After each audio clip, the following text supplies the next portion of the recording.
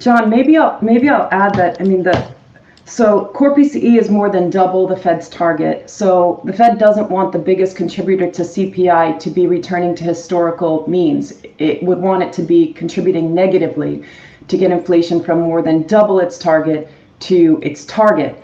So certainly, I think what may be an unpopular opinion, I think the Fed needs to force the hand of a contraction in consumption, which is 2/3 of the U.S. economy, to get inflation meaningfully to the 2% target, if the Fed is serious about its 2% target. I mean, I was in New York last week. A lot of guys and gals are talking about the Fed changing its target to nominal growth, which could happen. I don't think it's going to happen.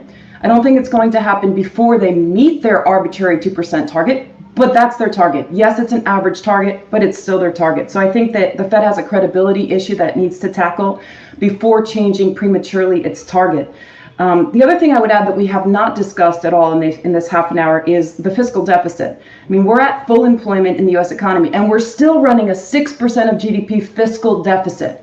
So we can argue about the impact of profligate government spending on inflation, but that's there, and that's double where it was pre-pandemic.